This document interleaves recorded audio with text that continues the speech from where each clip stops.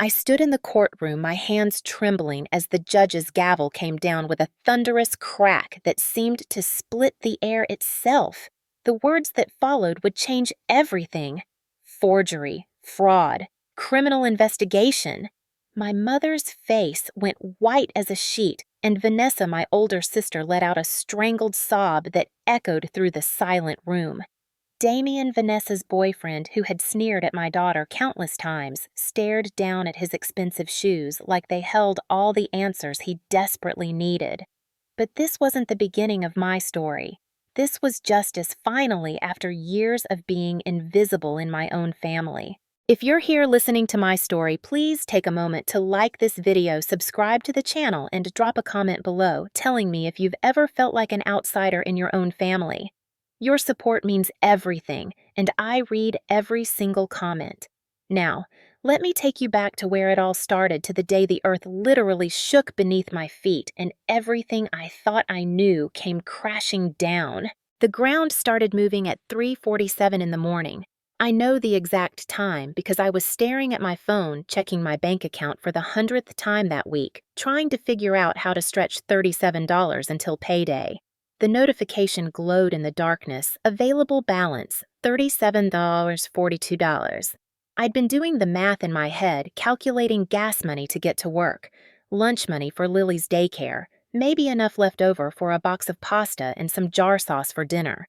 This was my reality at 28 years old, living paycheck to paycheck in a house I could barely afford, raising my daughter alone, because her father had decided fatherhood wasn't for him about 3 weeks after the pregnancy test came back positive. The first tremor was gentle, almost like someone had bumped into the bed, but then it came again harder this time. The walls started groaning, a sound I'll never forget, like the house itself was screaming in pain. My nightstand lamp crashed to the floor, plunging the room into darkness broken only by the strange orange glow from my phone screen. Pictures fell from the walls, glass shattering across the hardwood floor. I'd spent 2 weekends refinishing by myself, saving money by doing the work instead of hiring someone. The sound of breaking glass mixed with the deep, terrifying rumble that seemed to come from the earth's core. My daughter Lily's cry pierced through the chaos, a sound of pure terror that sent ice through my veins and had me moving before my conscious mind could process what was happening. I ran to her room, my feet finding glass in the darkness, sharp pieces embedding in my heel. The pain barely registering as adrenaline flooded my system. My hands were shaking so badly I could barely turn the doorknob.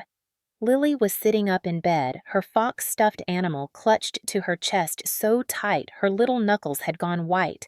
Her wide brown eyes filled with tears that caught the moonlight streaming through her window. The window that was now cracked from corner to corner, spiderwebbing across the glass like a terrible prophecy.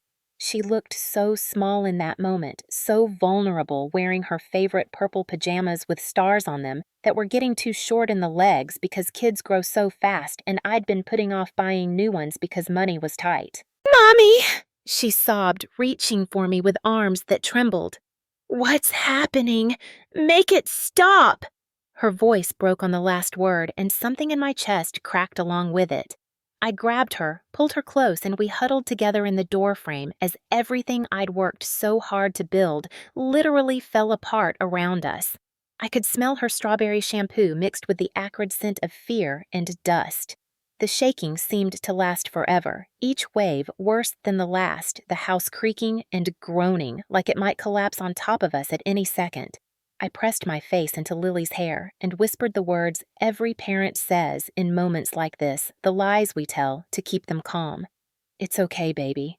We're okay. Everything's going to be fine. I promise you we're safe." Later, they'd say it was only 42 seconds. 42 seconds that divided my life into before and after. When the shaking finally stopped, the silence that followed was somehow worse than the noise. It was the silence of destruction of things irrevocably broken. Lily was crying quietly against my chest, her whole body shaking with tremors that had nothing to do with the earthquake. I stood up slowly, testing the floor beneath me, and carried her through the house, surveying the damage by the flashlight on my phone. The kitchen was a disaster zone. Every cabinet had flown open, dishes scattered across the tile floor in a sea of broken ceramic. The refrigerator had moved 3 feet from the wall. In the living room, my grandmother's antique mirror, the one thing of value I owned, lay shattered on the floor, 7 years of bad luck staring up at me in 1,000 reflective pieces. But the real damage was in the walls. I could see it even in the darkness, new cracks running up from the baseboards gaps between the drywall and the ceiling. The front door wouldn't close properly anymore, stuck in the frame at an odd angle. And when I went outside to check, my heart sank. The porch had separated from the house by at least 4 inches, a gap you could stick your whole hand through. The foundation. Oh God, the foundation. When the sun came up, the damage was undeniable. Neighbors were out in their yards assessing their own homes, some crying, some just standing in shocked silence. Mrs. Patterson from next door waved at me, called out, asking if we were okay. Her house looked fine, barely a crack. It seemed the earthquake had been selective in its destruction, and my house had lost that particular lottery. The city inspector came at 9 a.m., a tired-looking man in his 50s with a clipboard and an expression that told me everything before he opened his mouth. He walked through my little house, methodically taking photos, making notes, checking the foundation from the crawl space underneath. I followed him around like a ghost, already knowing what he was going to say, but hoping desperately, hoping I was wrong. "Ma'am," he said when he finished, his voice not unkind, but not gentle either. He'd done this too many times to sugarcoat it. The foundation has multiple stress fractures. The load-bearing walls have shifted. I'm sorry, but this structure is uninhabitable until major repairs are made. I have to red tag it. He pulled out a bright red sticker, larger than I expected, with unsafe. "Do not occupy," printed in block letters. He slapped it on my front door, the adhesive making a sound like ripping fabric, and that was it. 30 seconds, and my home wasn't my home anymore. "How much?" I asked, my voice barely above a whisper. "To fix it." He looked at me, really looked at me, and I saw pity in his eyes. "That's something you'll need to discuss with a contractor, but for damage like this, you're looking at extensive foundation work. Structural repairs probably need to bring everything up to current code." He paused, doing mental math. "If I had to guess, probably $150,000 to $200,000, maybe more. Do you have homeowner's insurance?" I nodded, but we both knew what earthquake coverage cost in California, and we both knew I couldn't afford it. My insurance would cover fire theft, maybe a tree falling on the roof. Not this. Not an act of God that decided to swallow my life whole. I stood in what used to be my living room, surrounded by broken dishes, fallen books, and the remnants of the life I'd tried so hard to create for Lily and me. My daughter held onto my leg, her small fingers gripping my jeans like a lifeline, and I realized with crushing certainty that I had no choice. I had $37 in my account, no savings because every spare dollar went to keeping us afloat, no credit cards with available balance. Because I'd maxed them out 6 months ago when my car needed new brakes and Lily needed a dentist. I had no safety net, no backup plan, no relatives who'd ever offered to help with anything. Except one. I had to call my mother. I put it off as long as I could. Spent the morning calling my insurance company, which confirmed what I already knew: earthquake damage wasn't covered. Called my landlord who owned the house and was renting it to me with an option to buy, which now seemed like a cruel joke. He was sympathetic but clear the house was unlivable. Our lease was void, and he had his own financial disaster to deal with. Called my boss at the insurance office where I'd worked for 6 years, explained I wouldn't be in today, probably not tomorrow either. She was less sympathetic. "We're short-staffed as it is, Elena," she said, her voice tight with stress. "I need you here. Half the city is filing claims." I told her I understood, but I had nowhere to live and a 4-year-old daughter, and I was bleeding from my foot where glass had cut me. There was a long pause. "Monday," she said finally. "Be here Monday or I'll have to let you go." By noon, I'd exhausted every other option. Called the few friends I had, but they were dealing with their own earthquake damage or living in tiny apartments with no room for guests. Tried to find emergency housing assistance, but the lines were busy, the websites crashed from too much traffic. Looked at hotels and nearly cried when I saw the prices inflated by disaster capitalism, people making money off other people's suffering. The cheapest place I could find was $89 a night, which meant even if I put it on my credit card, I could afford maybe 3 nights before I hit my limit. 3 nights. Then what? The phone rang 3 times before she picked up. Her voice was warm, almost concerned, and for a moment, just a brief, foolish moment, I let myself believe that maybe this time would be different. Maybe this crisis would remind her that I was her daughter, too. Not just the one who hadn't measured up, the one who'd gotten pregnant at 19 by a man who'd left before Lily was born, the one who'd never quite fit into the perfect family portrait they wanted to present to the world. I imagined her wrapping me in a hug, telling me it would be okay, helping me figure things out like mothers are supposed to do. Elena, she said, and I could hear her moving, probably to another room for privacy. What's wrong? Her tone suggested she already knew this wasn't a social call that I only called when I needed something which was true, but whose fault was that? Really? I explained about the earthquake, my words tumbling out faster than I meant them to. Told her about the red tag, about the inspector's estimate, about having nowhere to go. There was a pause, and I held my breath. Then she said the words I'd been desperate to hear. Come home, Elena. Bring Lily. We'll figure this out together. Relief washed over me so intensely I felt lightheaded. I thanked her probably too effusively already, mentally calculating the drive time, what we'd need to pack, how we'd make this work. She said she had to go, said she'd see us soon, and hung up before I could say anything else. I should have recognized the brevity, the lack of warmth in her goodbye. Should have questioned why she ended the call so quickly, why she didn't ask if we were hurt, if we needed anything. But I was desperate, and desperate. People see what they want to see. The drive to my parents' house took 45 minutes through streets still cluttered with debris from the earthquake.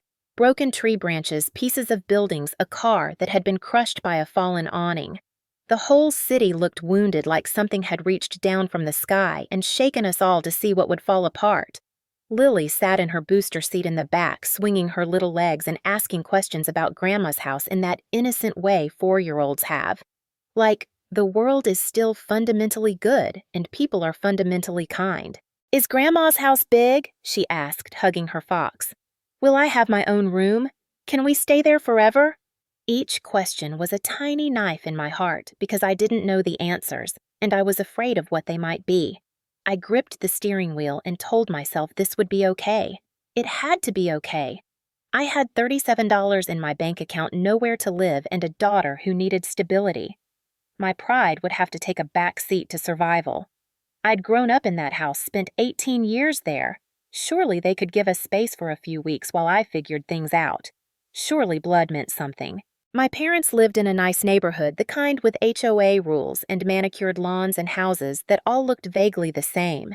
Theirs was a 2-story colonial with white siding and black shutters, probably worth close to $1 million in this market. There was plenty of room.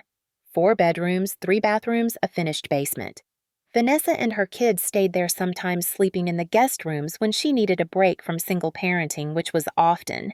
If they could accommodate Vanessa's family, surely they could accommodate mine, at least temporarily. I pulled into the driveway and sat there for a moment, trying to steady my breathing. Lily was already unbuckling herself, excited to see Grandma. I hadn't brought much, just 2 bags of clothes and essentials, thinking we could get the rest later, thinking this was temporary, thinking I was coming home. I took Lily's hand and we walked up to the front door, me carrying our bags, trying to look like less of a disaster than I felt.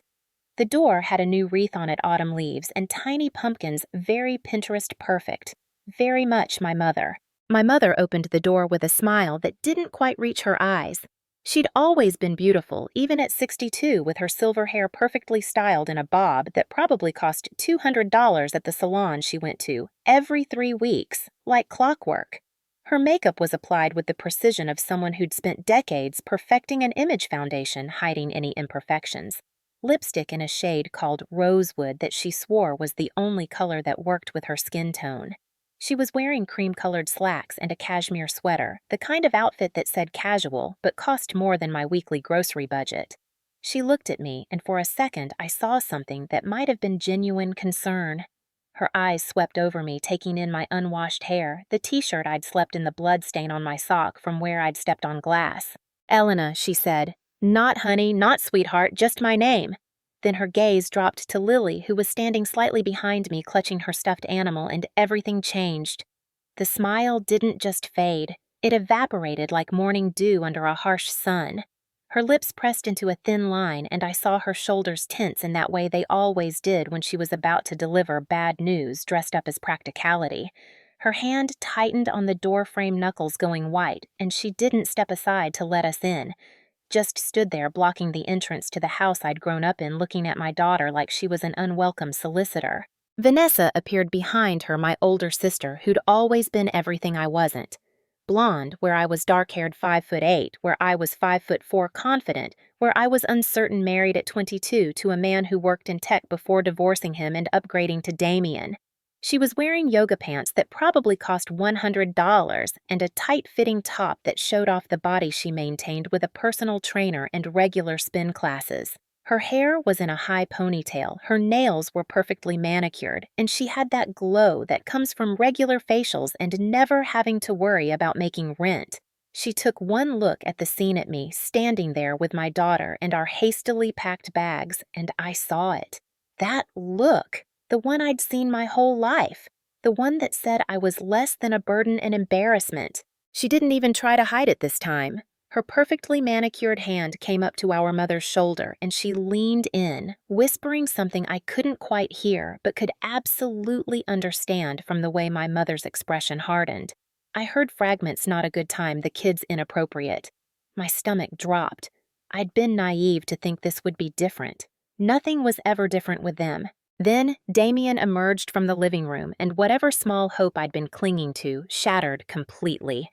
Vanessa's boyfriend of 5 years, the man who worked in finance at some hedge fund and never let anyone forget it, always talking about markets and investments and returns in that way that made it clear he thought everyone else was financially illiterate. He was wearing khakis and a polo shirt, even though it was Saturday morning, always dressed like he was about to close a deal or head to the golf course. His hair was styled with product. His watch was a Rolex he'd pointed out to me at least 5 times at family gatherings, and his shoes were Italian leather that probably cost more than my monthly salary. His eyes swept over me with barely concealed disdain, taking in my disheveled appearance, my cheap Target clothing, my obvious desperation. Then his gaze landed on Lily with something worse: contempt. Pure, undisguised contempt for a 4-year-old child whose only crime was existing, whose only sin was being born to the wrong mother. He crossed his arms over his chest and smirked that terrible smirk I'd seen at every family dinner, every holiday gathering, every moment when I'd tried to be part of this family and been reminded that I never really would be. "Well," he said, his voice dripping with mock surprise. "Look who's come crawling back." His eyes flicked to Lily again, "Still dragging that kid around, I see." He said it loud enough for her to hear, and I felt her small hand tighten in mine, felt her press closer to my leg. She might have been only 4, but she understood tone, understood that this man didn't like her, didn't want her there. Children always know. That's when things went from uncomfortable to unbearable. My mother didn't invite us in. She didn't step aside to let us enter. Instead, she stood in the doorway like a guard, her body language screaming rejection even before her mouth formed the words. Vanessa's voice cut through the morning air, loud enough that I saw our neighbor, Mrs. Peterson, glance over from her garden, her hands still in the dirt, her expression curious. "You can't bring her here," Vanessa said, not bothering to lower her voice. "My kids are inside. I won't have that child around them." She pointed at Lily when she said that child, her finger jabbing the air like a weapon, her face twisted in something that looked like genuine disgust. I felt my face flush hot with anger and humiliation. "What do you mean she can't be here?" I asked, my voice shaking. "She's your niece. She's family." Vanessa laughed a sharp, bitter sound. "Family. She's a bastard child from some random guy who didn't even stick around. Don't drag your mistakes into my children's lives." The word bastard hung in the air like poison, and I saw Lily's eyes fill with tears, even though I knew she didn't understand what it meant, not really. She just knew it was bad, knew it was about her, knew these people were being mean. "Mom," I said, turning to my mother, waiting for her to intervene to tell Vanessa to stop to defend her granddaughter. But my mother just looked away, looked away like we were strangers asking for spare change, like I hadn't spent 18 years in this house. Hadn't grown up in the room upstairs that was now Vanessa's home office, complete with a standing desk and those motivational posters about hustle culture. "Mom, please," I tried again. "We have nowhere else to go. The earthquake destroyed my house. We just need a place to stay for a few days, maybe a week, just until I can figure something out." Vanessa stepped forward, and for a moment I thought she might actually physically block us from entering. Her face was red now, her voice rising to a near shout. "A few days, a week. Do you know how disruptive that would be? Do you know what my children would ask if they saw her?" Her voice dripped with venom. "I'd have to explain why their cousin looks nothing like them, why she doesn't have a father, why her mother is such a disaster. I won't do it. I won't expose them to that." Damien nodded along, adding his 2 cents like anyone had asked for them. "You made your choices, Elena," he said, his tone suggesting he was being reasonable, that this was all just logical. "You chose to have a kid at 19 when you had no business being a mother. You chose to keep her when giving her up for adoption would have been the responsible thing to do. You chose to try to raise her alone on a waitress salary, and then, what, an insurance clerk?"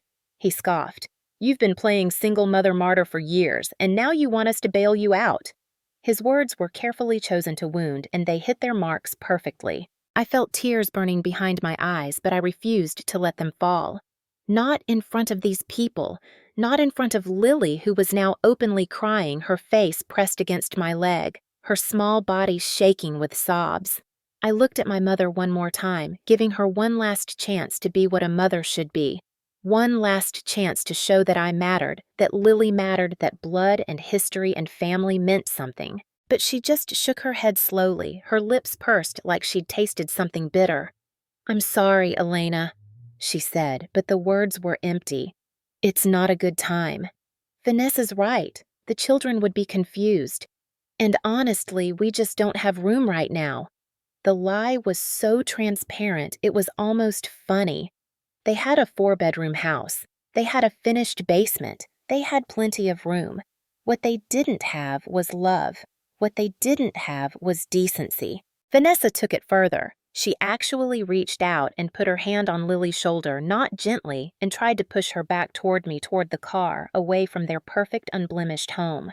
"She doesn't belong here," she said, her voice sharp as broken glass. "Take her and go. Don't bring your problems to our doorstep again." The physical contact was too much. I yanked Lily away from her, pulled my daughter against me protectively, and felt something inside me snap. Not break. Snap. Like a rope pulled too tight for too long. "If she doesn't have a place here," I said, my voice low and steady despite the rage building in my chest like a wildfire, "then neither do I." I looked at each of them in turn. My mother, who'd always made it clear I was the lesser daughter, the disappointment. Vanessa, who'd treated me like competition, she'd already won. Damien, who wasn't even family, but felt entitled to judge my life. I saw them clearly for the first time, saw them without the filter of desperate hope that they might someday love me the way I'd always loved them. I pulled Lily close, lifted her into my arms, even though she was getting heavy for that, and I turned my back on them. Walked away from that perfect house with its perfect lawn and its perfect family full of perfectly terrible people. Behind me, I heard my mother say something, maybe calling my name, maybe not. I didn't turn around. I just kept walking, kept putting distance between us and them, kept moving forward, even though I had no idea where forward was leading. I put Lily in her car seat, her face red and blotchy from crying, and buckled her in with shaking hands. Lily, who was hiccuping from crying so hard, looked at me with those big brown eyes and asked, "Why doesn't Grandma like me? And what could I say to that? How do you explain to a 4-year-old that sometimes people are cruel for no reason, that family doesn't always mean love, that the world is sometimes an unfair, unkind place? They just don't understand how special you are," I told her, smoothing her hair back from her face. "But I do. And I love you enough for all of them combined." It was the truth, but it felt inadequate. She deserved grandparents who adored her aunts, who spoiled her family, who celebrated her existence instead of treating it like a stain on their reputation. She deserved better than this, than all of this. I got in the driver's seat, started the car, and drove. Didn't have a destination, just drove, putting miles between us and that rejection. In my rearview mirror, I could see them still standing in that doorway, not running after us, not calling to apologize, just standing there like we were a problem they'd successfully avoided. My mother's arms were crossed. Vanessa was already turning away, heading back inside. Damien was on his phone, probably texting someone about the drama turning our pain into entertainment. Noted, I whispered to myself, gripping the steering wheel so tight my knuckles went white. Noted, noted, noted. The word became a rhythm, a mantra, something to focus on besides the crushing weight of what had just happened. They'd shown me who they were, and this time, finally, I was going to believe them. We ended up at the cheapest motel I could find after an hour of driving aimlessly. A place called the Starlight Inn that hadn't seen a starlight or any kind of light in decades. It was on the edge of town, the kind of place where the neon sign flickered and half the letters were burned out, so it just read Star Inn. The parking lot was cracked asphalt with weeds pushing through, and there were 3 cars that looked like they'd been there for months, maybe years. The building was 2 stories of faded yellow paint and rust stains with exterior walkways and metal railings that were more rust than metal. The clerk at the front desk was a man in his 70s who looked like he'd given up on life sometime in the 90s. He didn't ask questions, just took my credit card, ran it, and handed me a key attached to a large plastic diamond keychain. Room 17. He said, his voice gravelly from decades of cigarettes. Upstairs end of the building. Ice machine's broken. Vending machine works sometimes. Checkout's at 11. He said all this without making eye contact, already turning back to his small TV, playing a game show with the volume too loud. The room was exactly what I expected and somehow worse. The carpet was a pattern designed to hide stains, but had so many stains it had given up on hiding anything. It smelled like mildew and cigarette smoke despite the no smoking sign on the door, that particular smell that gets into everything and never really leaves. The walls were thin enough that I could hear the TV from the next room and what sounded like an argument 2 doors down. The comforter on the bed had mysterious stains I tried not to think about, and when I pulled it back to check the sheets, they were at least clean or clean enough. The bathroom had cracked tile and a shower with brown water stains, and the mirror was so spotted with age that our reflections looked ghostly. But it was $59 a night, which meant I could afford 3 nights before I'd have to figure out something else. 3 nights. Then what? The question hung in the air like smoke, suffocating me. I had no plan, no backup, no safety net. Just 3 nights in a roach motel and then the abyss. I put Lily to bed on that questionable comforter, keeping her in her clothes because I didn't want her bare skin touching any of this. I sang her favorite lullaby about the fox and the moon, the one I'd made up when she was a baby, changing the words each time but keeping the melody the same. She clung to her stuffed fox, her eyes finally closing her face still streaked with dried tears. Watching her sleep so innocent and trusting broke something in me. She deserved so much better than this. Better than a flea bag motel. Better than a mother who couldn't provide stability. Better than family who rejected her for simply existing. After she fell asleep, I sat on the edge of the bed and stared at the water-stained ceiling, counting the brown spots like connect the dots. The despair that had been held at bay by adrenaline and necessity came crashing down like a tidal wave. I thought about my childhood in that house, the house they'd just turned me away from. Thought about always being the afterthought, the one whose achievements were never quite good enough, whose presence at family gatherings was tolerated rather than celebrated. Thought about how when Vanessa made honor roll, there was a celebration dinner at the fancy Italian place downtown, but when I made honor roll, it was a nod and a "that's nice." Thought about how Vanessa got a new car for her 16th birthday, while I got a lecture about responsibility and had to buy my own car with money from my after-school job at the grocery store. And I thought about how they'd reacted when I got pregnant. I was 19 in my 2nd year of community college, working part-time and trying to build something resembling a future. The pregnancy was unplanned, but not unwanted, at least not by me. My boyfriend at the time, Marcus, had been a different story. He'd been supportive for about 3 weeks, talking about how we'd make it work, how we'd be a family. Then reality set in, and he realized that fatherhood meant responsibility, meant sacrifice, meant his life would change in ways he wasn't ready for. He left on a Tuesday morning, said he was going to the store for milk, and never came back. Changed his number, moved out of his apartment, disappeared like smoke. I never heard from him again. When I told my family I was keeping the baby, my mother cried. Not tears of joy, not tears of excitement about her first grandchild, but tears of disappointment and shame. She asked me, her voice barely above a whisper, like she was afraid the neighbors might hear, "Do you know what people will think?" She wasn't worried about me, about how I'd manage, about whether I'd be okay.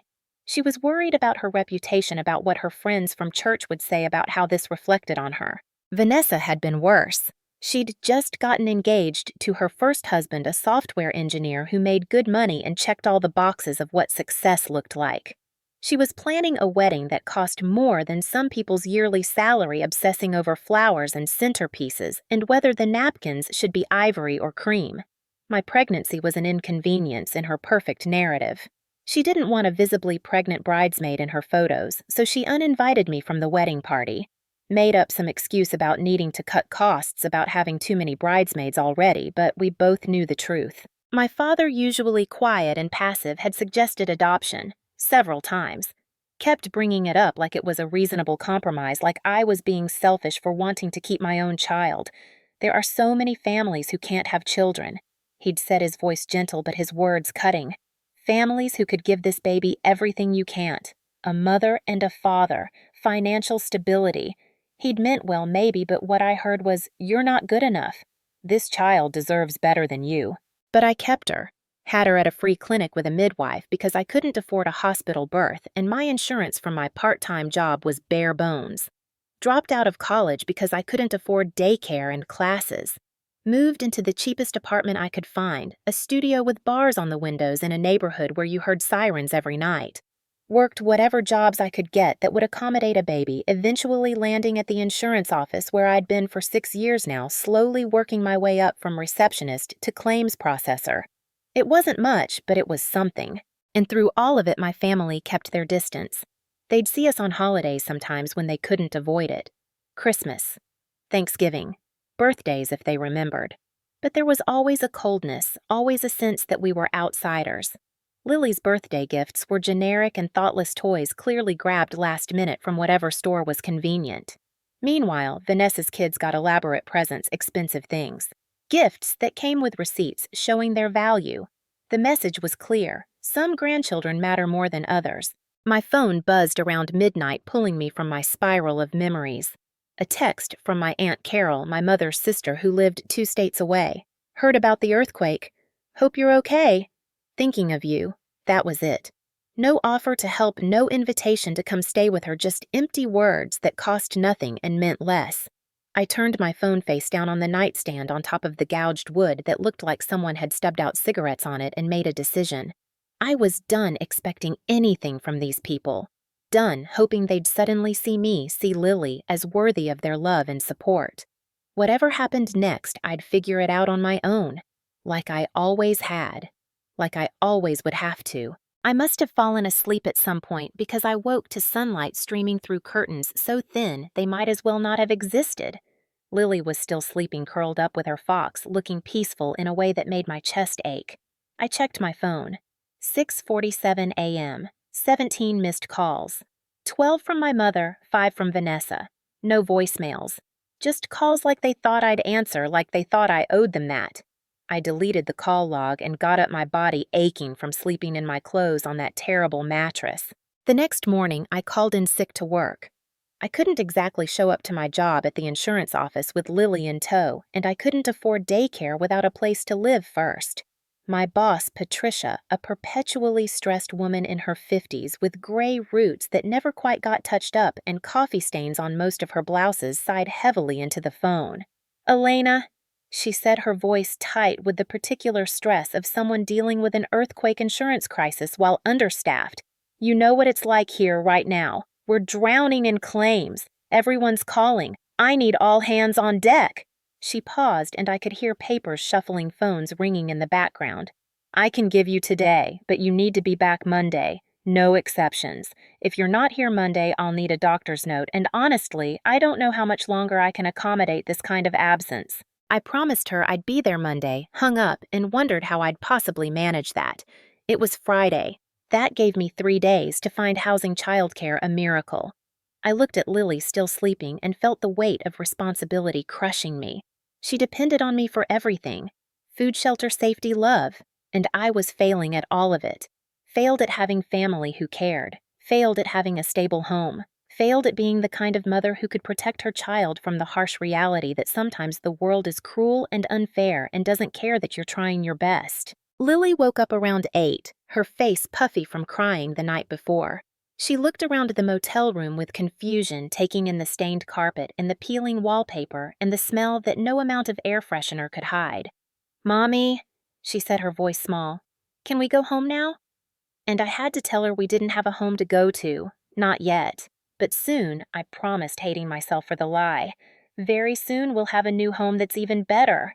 She nodded, trusting me absolutely, and that trust felt like a knife. We walked to a diner 2 blocks away, passing a gas station that had plywood over broken windows and a convenience store with a closed until further notice sign. The earthquake had damaged more than just buildings.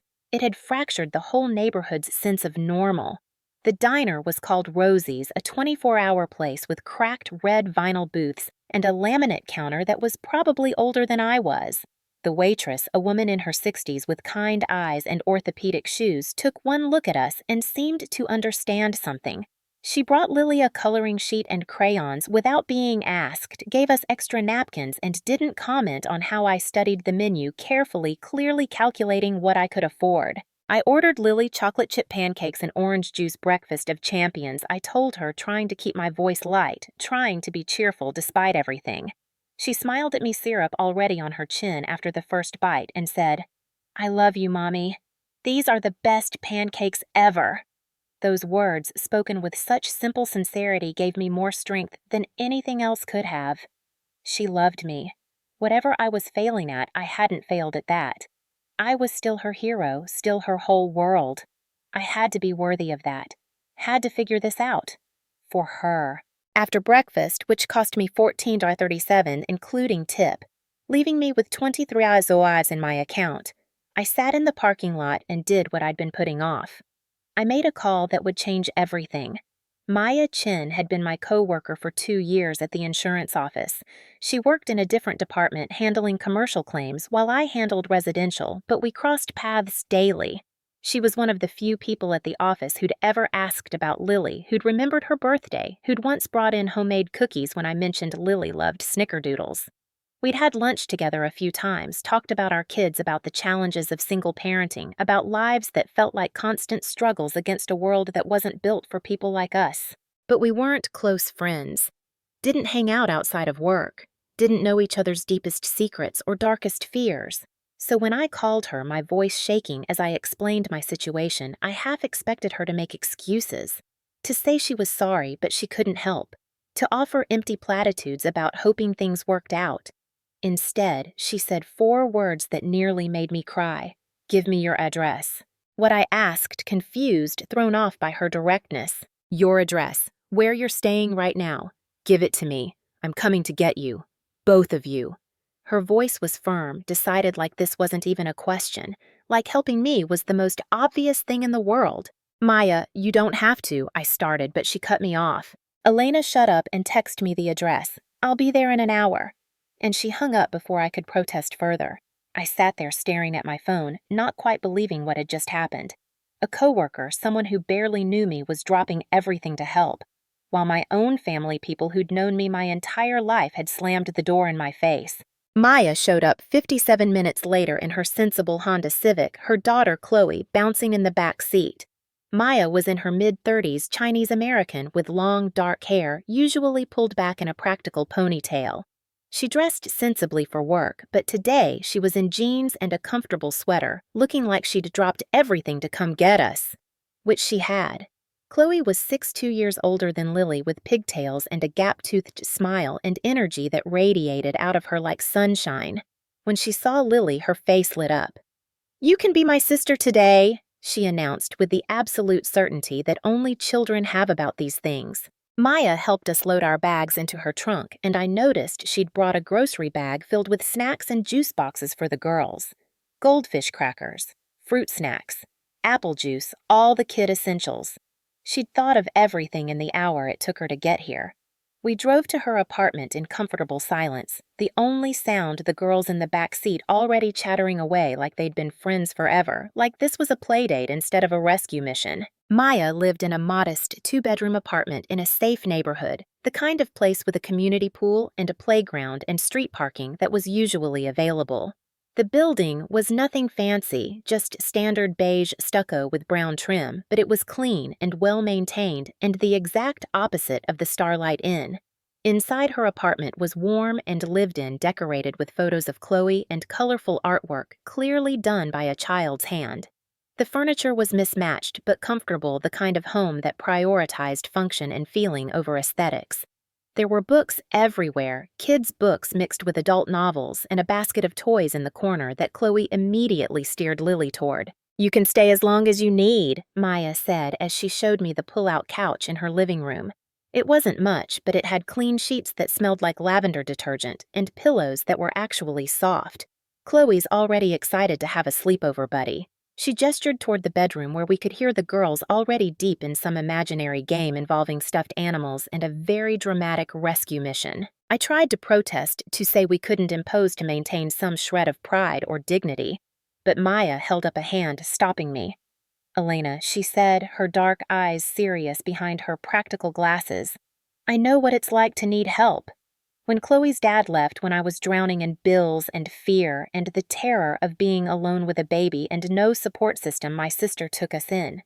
For 6 months. Fed us, sheltered us, helped me get back on my feet. She made it sound so simple, so obvious.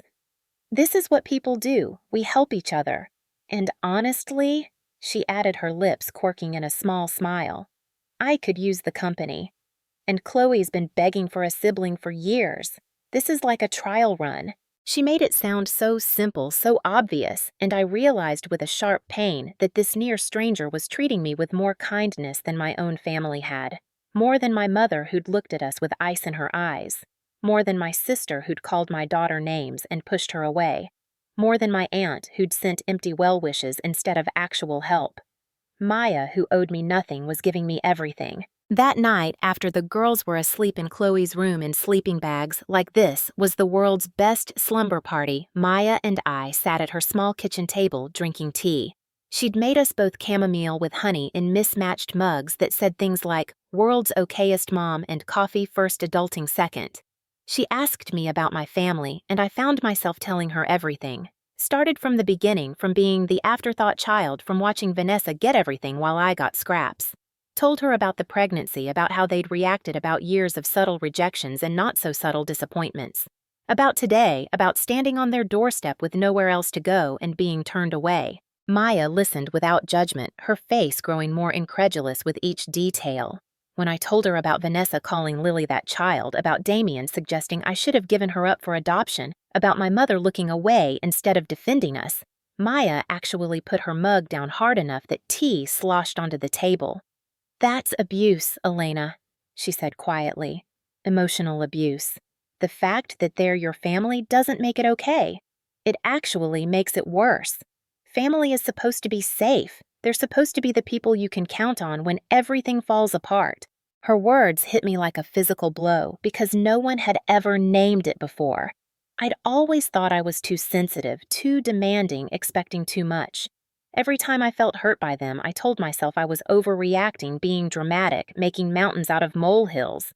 But hearing someone else say it, validate it, gave name to wounds I'd been carrying my whole life. Abuse. That's what it was. Not dramatic, not an overreaction. Abuse. I couldn't sleep that night. While Maya and the girls slept peacefully, I sat on that pull-out couch with my laptop, the screen's glow the only light in the dark room. I started going through old documents I'd saved on a flash drive years ago, things I'd taken from my parents' house when I moved out at 20. I'd grabbed a box of paperwork in my haste to leave, thinking maybe there'd be something useful in there. Birth certificates, old tax returns, random paperwork that had seemed important enough to keep. I'd never really looked through it all, just shoved the flash drive in a drawer and forgotten about it. But now, driven by some instinct I couldn't name, I opened every file. Birth certificate, social security card, my high school diploma, tax returns from when I'd lived at home. Nothing interesting. Then a file labeled Grandpa Documents, I clicked it expecting old photos maybe, or his obituary. What I found instead was a PDF of my grandfather's will. My heart started pounding before I even fully understood why. I remembered my grandfather, my mother's father, dying when I was 17. Remembered the funeral, the crying, the way my mother had looked smaller somehow, like losing her father had taken something essential from her. Remembered hearing there was money, property, inheritances being divided up. But I'd been at school during the will reading, had come home to find it already done, already decided. They'd told me Grandpa left the house to Mom, left some money to Vanessa for college, and that was that. But here in this document I'd somehow ended up with was a different story. I read it once, then twice, then 3 times, my heart pounding so hard I thought it might wake everyone in the apartment. The will stated clearly that the house, the large colonial in the nice neighborhood, was left to my mother with a specific provision. 1/3 of the ownership was to be held in trust for me until I turned 18, at which point it would transfer into my name completely. 1/3. Not some future inheritance, not money that might come eventually, but actual ownership, actual rights, actual stake in a property that was currently worth close to $1 million. My hands were shaking as I kept digging through the files. Found more documents. A property deed from when I was 18, right after Grandpa died, and right after I'd had my birthday. The house was listed in my mother's name only. No mention of a trust, no mention of me. I found another document, a refinance application from 2 years later, when I would have been 20. Still only my mother's name. Still no mention of my ownership. And then, buried in a file labeled Taxes 2018, I found it. A quitclaim deed dated when I was 19, pregnant, desperate, probably barely functioning. A document where I, Elena Maria Santos, signed away any and all interest in the property at 4782 Maple Drive, returning full ownership to my mother. Except I'd never signed such a document. I'd never even been asked to sign such a document. I stared at the signature, at the way the E swooped, at the way the S curled. It looked like mine. It was a good forgery, actually. Someone had studied my signature and practiced. But it wasn't mine. I knew it wasn't because I'd never signed something like this. Never been present for such a signing. Never even been told there was anything to sign. They'd forged my signature, stolen my inheritance, used my identity to consolidate their ownership of a house that should have been partly mine. The sun was coming up when Maya found me still sitting there, tears streaming down my face that I hadn't even realized I was crying, surrounded by printed documents that I'd connected to her printer at some point in the night. She made me coffee without asking, strong and black, set it down in front of me and sat beside me on the couch. She looked at what I'd found, reading through the will, the deed, the quitclaim, her expression growing darker with each page. "Elena," she finally said, her voice steady despite what she was reading. "You need to talk to a lawyer. Not just any lawyer." She pulled out her phone, scrolling through contacts with the efficiency of someone who knew exactly who she was looking for. Karen Albright. She specializes in real estate fraud and family law. She helped my friend Sarah when her ex tried to forge documents to steal their house. She's tough as nails and doesn't take crap from anyone. And Maya added, looking at me seriously, she takes cases on contingency sometimes, meaning you don't pay unless you win. I took the contact information, my mind reeling. A lawyer, legal action, against my own family. The idea seemed impossible, terrifying, like crossing a line that could never be uncrossed. But then I thought about yesterday, about Lily being pushed away, about being called bastard, about my mother looking away instead of helping. Thought about how they'd stolen from me, lied to me, treated me like I was worthless my entire life. And I thought, why not? Why shouldn't they face consequences? Why should they get away with this? Monday morning, I sat in Ms. Albright's office, a sleek space with floor-to-ceiling windows overlooking downtown, so high up that the city spread out below like a map. The office screamed expensive, from the leather chairs to the mahogany desk to the art on the walls that was probably worth more than my car. Ms. Albright herself was in her 50s with silver-streaked black hair pulled back in a no-nonsense bun, sharp cheekbones, and sharper eyes. She wore a suit that was clearly tailored, probably cost more than my monthly salary, and carried herself with the kind of confidence that comes from winning fights for a living. She looked like she could tear someone apart in court and enjoy every minute of it. I spread my documents on her desk with shaking hands, the papers seeming flimsy and insignificant in this office full of legal degrees and expensive furniture. She examined them in silence, her face betraying nothing.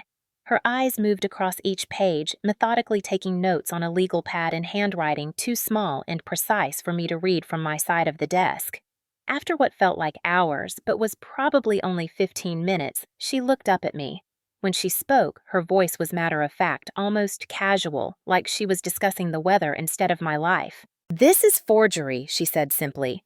"This is fraud." And she tapped the quitclaim deed. "This is identity theft, all of which are prosecutable under California law." She leaned back in her chair, steeping her fingers. "The question is, do you want to pursue this? Because if you do, it's going to get ugly. Your family will fight back. They'll try to discredit you, intimidate you, possibly threaten you. They'll make this as difficult as legally possible." She paused, her sharp eyes assessing me. "Are you prepared for that?" I thought about Lily, about how they'd looked at her with contempt, about how they'd pushed us away when we had nowhere else to go. I thought about years of being made to feel less than, of apologizing for existing, of trying so hard to earn love that should have been freely given. I thought about that red-tagged house, about having $23 in my bank account, about sleeping in a moldy motel with my daughter crying herself to sleep. And I thought about justice. Yes, I said, my voice clearer and stronger than it had been in years. Yes, I want to pursue this. Ms. Albright didn't smile, but something in her eyes approved a glint of satisfaction, like she enjoyed clients who fought back. "Good," she said. "Then let's make them pay for what they did." The consultation took 2 hours. Ms. Albright explained everything in detail: the legal process, the timeline, the costs, the potential outcomes. She could take my case on contingency, meaning I wouldn't pay legal fees unless we won. If we won, she'd take a percentage of whatever settlement or judgment we got, usually 30 to 40%. She was upfront about the risks. This could take months or years. There was no guarantee of success, and my family would likely make my life hell throughout the process. But she added, leaning forward with an intensity that made me sit up straighter, "You have an extremely strong case. The will is clear. The forgery is provable. We can hire a forensic document examiner who can testify that this signature isn't yours." And she said, her voice taking on an edge of satisfaction, "If they've refinanced or taken out any loans using this property and your name wasn't on those applications, but should have been given your ownership stake, that's fraud against the bank. That's a federal crime. Banks take that very seriously." We filed the lawsuit 3 days later on Thursday morning. Ms. Albright moved fast once I'd signed the retainer agreement. A lawsuit for quiet title action claiming my rightful ownership of 1/3 of the house. A separate civil suit for fraud and intentional infliction of emotional distress. And a criminal complaint filed with the district attorney's office for forgery, fraud, and identity theft. Ms. Albright told me it would get ugly, that my family would fight back, that I needed to be prepared for the absolute worst they could throw at me. I told her I'd already lived through the worst. This was me fighting back. The legal notices were served on a Tuesday afternoon at 3:47 p.m. I wasn't there to see it, but Ms. Albright's process server, a burly man named Frank who'd done this for 20 years, gave us a detailed report. My mother answered the door in her gardening clothes, gloves still on her hands, dirt on her knees from working in the flower beds. Frank said she opened the door with a pleasant smile, probably expecting a delivery or a neighbor. The smile vanished when Frank introduced himself and handed her the thick manila envelope containing the lawsuits and criminal complaint. She'd stood there for a full minute, Frank said, just holding the envelope like she couldn't quite process what it was. Then she opened it right there on the doorstep, started reading, and her face went white as a ghost, all the color draining away like someone had pulled a plug. Vanessa had been visiting her car in the driveway. Frank said she came to the door when she heard voices, and when she saw what was happening, started screaming. He couldn't make out all the words, but he heard bitch and ungrateful and how dare she several times. My mother apparently tried to close the door, but Frank, following legal protocol, made sure they understood they'd been served. The screaming continued even after he walked back to his car. Neighbors came out to see what the commotion was about. Mrs. Peterson from next door actually waved at Frank, probably thinking he was some kind of salesman they were upset about. The phone calls started that evening. First, my mother at 6:14 p.m. calling from her cell phone, which she barely knew how to use and usually forgot to charge. The call went to voicemail. Her voice shook either from shock or rage, or both. "Elena, what have you done? What are you doing?" she asked, like I was the one who'd committed crimes, like I was the unreasonable one. Her message rambled disjointed, jumping between topics.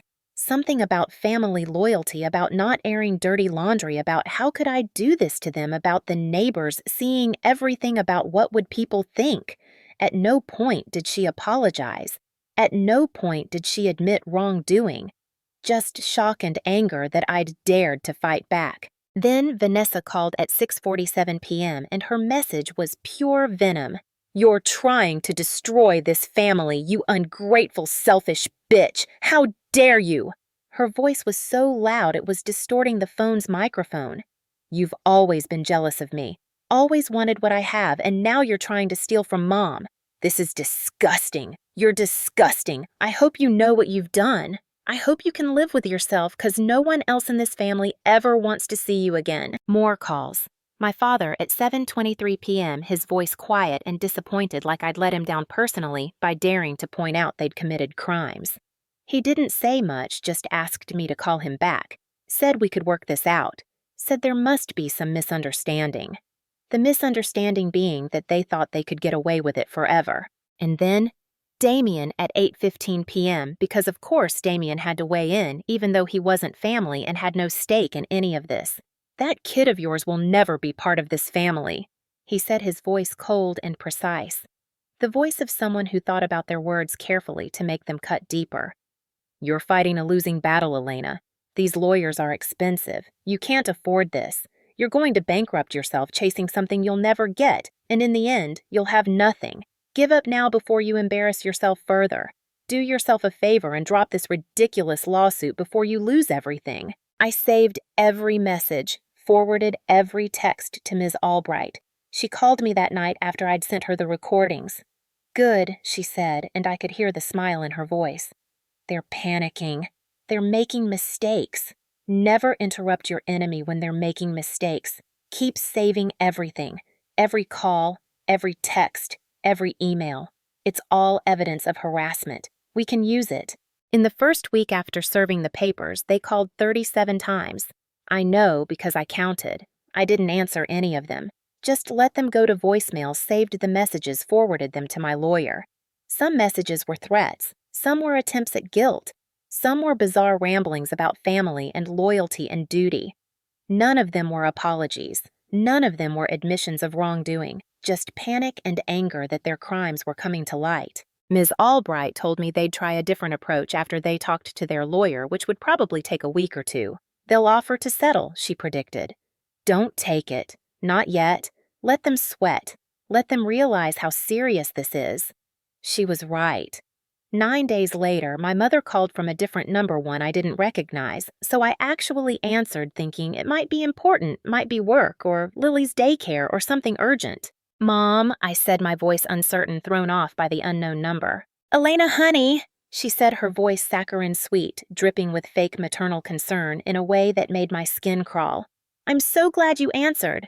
Listen, let's talk about this reasonably. All this legal nonsense, it's so unnecessary. We're family. We should be able to work this out like adults, don't you think?"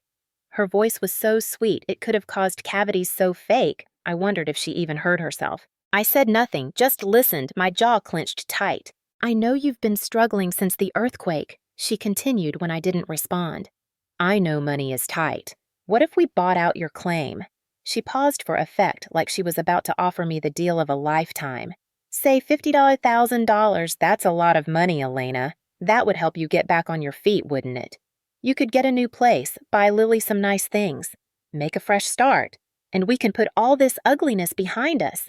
She made it sound so reasonable, so generous, like she was doing me a favor. $50,000 for 1/3 ownership of a house worth at least $900,000.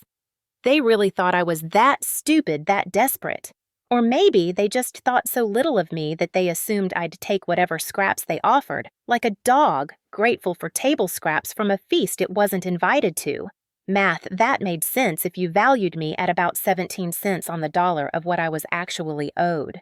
I'll think about it, I said, my voice neutral, giving nothing away. Oh, wonderful! She gushed relief, evident in her voice. I knew you'd be reasonable. We can have the papers drawn up this week. You can drop the lawsuits, we'll pay you the money, and everything can go back to normal. Call me tomorrow, honey, okay? I hung up without responding, without committing to anything. Called Ms. Albright immediately and told her about the offer. She laughed an actual laugh that was somehow more terrifying than anger. It was the laugh of a shark seeing blood in the water. 50,000, she repeated, still chuckling. For a third of 900,000. That's let me calculate about 6% of what you're owed. Plus, she added, they haven't even addressed the fraud, the years of rental value you could have received, the fact that they likely took out equity loans on your portion of the property without your knowledge or consent. We need to do more research on that, actually. So what do I say I asked? We counter, she said simply. We tell them $400,000 for your share. Cash paid immediately, plus they cover all your legal fees and court costs, plus they admit in writing that they forged your signature and stole your inheritance. Or you proceed to court and seek not just your share, but punitive damages for fraud, emotional distress, and everything else we can think of. Let's see how they like that. We sent the counteroffer that afternoon, a formal letter on Ms. Albright's letterhead outlining exactly what we wanted and exactly what would happen if they refused. The response came back in less than an hour, and it wasn't through legal channels. It was Vanessa calling me screaming so loud I had to hold the phone away from my ear. Are you insane? $400,000. You're out of your fucking mind. That's almost half the value of the house. For someone who's done nothing, contributed nothing, who abandoned this family years ago. You're delusional. You'll never see a penny of that. We'll fight you until you have nothing left. She was crying by the end of her tirade, her voice breaking before she hung up abruptly. Good, I thought. Let them fight. Because Ms. Albright had been busy doing more than just sending counteroffers. She'd filed discovery requests demanding financial records for the property going back to when my grandfather died. She'd hired a forensic document examiner, a specialist who'd testified in hundreds of cases, who'd examined the quitclaim deed and written a detailed report confirming that the signature wasn't mine. She'd subpoenaed bank records, mortgage applications, refinancing documents, and what she found was damning. My parents had refinanced the house not twice but 4 times in the decade since Grandpa died, each time taking out more equity borrowing against the increased value of the property. They'd pulled out over $400,000 in cash over the years, money they'd used for vacations, for Vanessa's kids' private school tuition, for home renovations, for cars. Money that partially should have been mine, and on every single mortgage application they'd listed themselves as sole owners. But here's where it got interesting. Ms. Albright told me during a meeting at her office, her eyes gleaming with the excitement of a hunter who'd found a trail. On 2 of those applications from 2019 and 2022, they claimed the house was owned free and clear by all parties, meaning they claimed you had relinquished your ownership rights.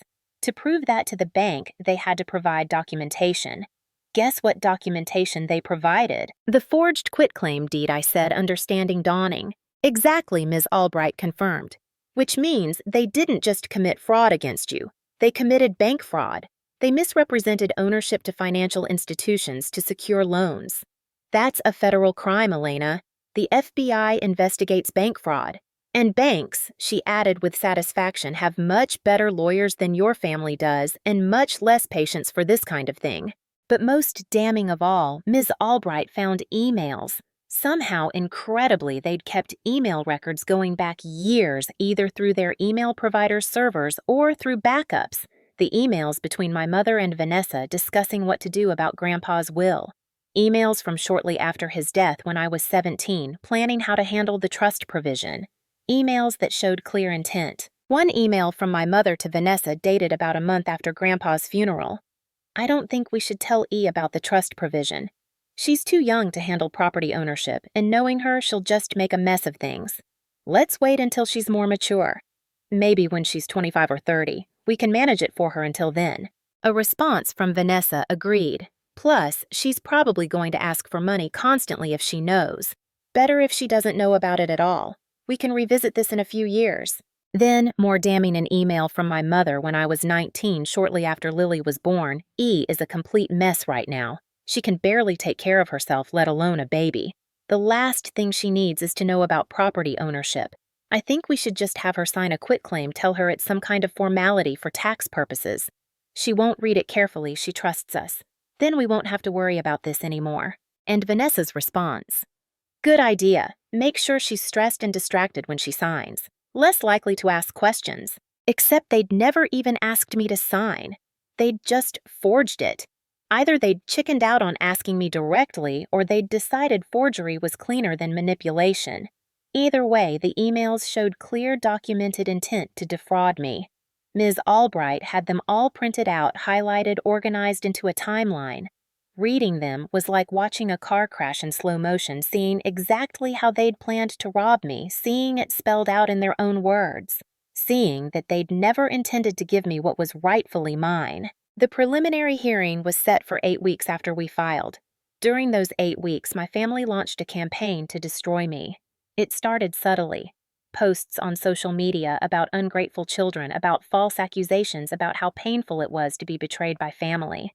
My mother posted a long, rambling Facebook status about how heartbreaking it is when a child you've sacrificed everything for turns around and stabs you in the back. How sometimes you pour love into people who are incapable of appreciating it. How she was learning that blood doesn't always mean loyalty. She didn't name me, but everyone who knew us knew exactly who she was talking about. The post got hundreds of likes, dozens of comments from friends and relatives telling her to stay strong, that they were sorry she was going through this, that some people just couldn't be helped. Vanessa was worse. She created a whole series of Instagram posts about family values and loyalty, carefully curated photos of her perfect life, her perfect kids, perfect boyfriend. Pictures of them at the house at family dinners I'd never been invited to at holiday celebrations, where Lily and I were conspicuously absent. Long captions about how important it is to protect your children from toxic influences, how sometimes you have to cut people out of your life for your own mental health, how she was learning to set boundaries with people who only wanted to take from her. The comments were filled with support from people who had no idea what was really happening, telling her she was so brave, so strong, that they admired her conviction. But then something unexpected happened. I'd been mostly silent on social media, unsure what to say, not wanting to air dirty laundry publicly. But Maya convinced me I needed to tell my side, or at least hint at it. So I wrote a simple post. Nothing dramatic, nothing detailed. Just a statement of truth that I posted on my mostly dormant Facebook account. Sometimes the hardest thing you'll ever do is walk away from people who should love you but only know how to hurt you. Currently fighting for my daughter's future and the truth. If you've ever been made to feel invisible by your own family, you're not alone. The response was overwhelming. Within hours, I had hundreds of comments, shares, messages. People I hadn't spoken to in years reached out, some offering support, some sharing their own stories of family betrayal. Former classmates, old coworkers, distant relatives who'd always seemed peripheral to my life. They told me about being the black sheep, about being rejected and mistreated, about parents who played favorites, about siblings who bullied them. The stories poured in a flood of pain that I didn't know existed, all these people who'd been quietly suffering while presenting normal faces to the world. Some people who knew my family reached out privately, sending direct messages instead of public comments. A former neighbor I always thought something was off about how they treated you. I'm glad you're standing up for yourself. A distant cousin. Your mom and Vanessa have always been mean girls, even when we were kids. I'm sorry you had to deal with that your whole life. One of Vanessa's old friends from high school, I stopped being friends with her years ago because she was so nasty about you. She used to make fun of you behind your back constantly. I should have said something. I'm sorry. The public opinion was shifting slowly but surely. People were starting to question my family's version of events, starting to see through the carefully constructed facade. And my family didn't know how to handle it. They were used to controlling the narrative, used to being the victims, used to everyone automatically taking their side. When that started to crack, they panicked further. So here I am now, sitting in the home I rebuilt with money that was always mine, watching my daughter grow into a strong, confident, loved child. Sometimes justice looks like revenge to people who've never faced consequences. But this wasn't revenge. This was reclamation. This was taking back what was stolen, protecting what was mine, and building a future on truth instead of lies. They marked my life with their cruelty, but I marked my destiny with my choice to stand up and fight back. And to everyone listening, I want to ask you, have you ever been made to feel like you don't matter by the people who should love you most? Have you ever been stolen from emotionally or financially by family? What did you do about it? Drop your story in the comments below. Like this video. If my story resonated with you, subscribe to this channel for more real-life stories of people who fought back and won, and remember that you deserve better than people who make you feel small. You deserve justice. You deserve peace. You deserve to build your own destiny free from people who only know how to tear you down. Thank you for listening to my story. Your support means everything.